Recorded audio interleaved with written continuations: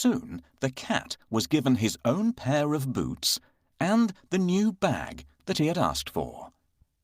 The boots fitted him perfectly, and he looked very smart. Puss packed a juicy cabbage and some bran in the bag and slung it around his neck. He polished his whiskers and set out. Puss headed straight to a spot where there were plenty of rabbits. He had a great plan in mind. Puss opened the bag wide and hid behind a tree. Soon a rabbit came hopping by.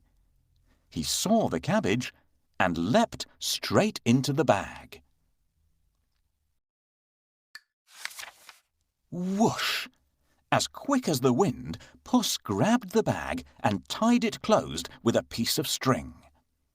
With the rabbit in his bag, Puss walked straight over to the king's palace.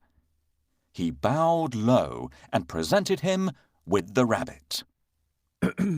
Your Majesty, said Puss in Boots in a royal voice, this humble gift comes from my master, Lord Marquis of Carabas. This was a fancy name that Puss had chosen for his master. What a thoughtful gift, said the king, who loved roasted rabbit.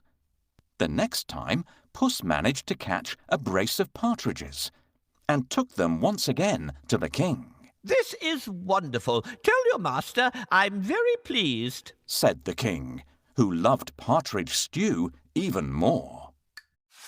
This went on for 2 months. Puss was becoming an expert at catching game, and the king was getting plumper. First, I need a bait for the rabbit. What do you think rabbits love to eat? This is exactly what we need.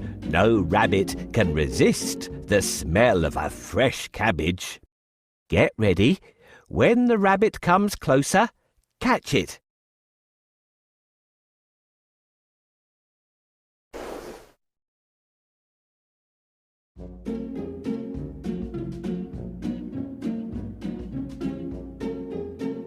Got you. Thanks for your help. I will take this rabbit to the castle and offer it to the king. Puss knew a lot of things. He was such a clever cat. For instance, he knew just when and where the king would be out riding in his carriage with his daughter. I think that the Marquis and I should go out for a walk today, thought Puss one sunny Saturday. Puss took Marquis down to the riverside and spoke to his master. Today could be your lucky day. If things go to plan, you'll make a fortune, said Puss. Clip, clop, cling, clang. Puss heard the sound of a carriage approaching. They both looked into the distance. It was the king's carriage. What should I do? Marquis asked, ready to obey. He had grown happier with the food Puss brought in every day. Go and bathe in the river. I'll take care of everything else, said Puss. Is that all? Cried Marquis.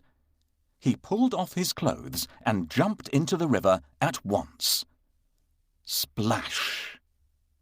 Quickly, Puss hid his master's clothes behind a rock. Help! My master is drowning! Somebody save him! Puss wailed. He was trembling from head to foot. The king recognized Puss at once. He remembered all the lovely meals he had enjoyed thanks to the cat. The king jumped out of his carriage. Go and save him, quickly, the king said to his servants. Puss said to the king, Your Majesty, some nasty thieves have stolen my master's clothes. Is that so? Don't worry. I'll find a suit for him, said the king. He ordered one of his servants to fetch some fine clothes. Soon Marquis was pulled out of the water, and the king's servant handed over a handsome suit for him to wear. As soon as Marquis put on those clothes, he looked just like a prince.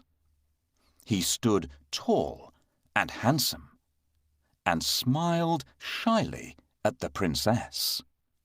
Surprise, surprise, the princess fell head over heels in love with Marquis.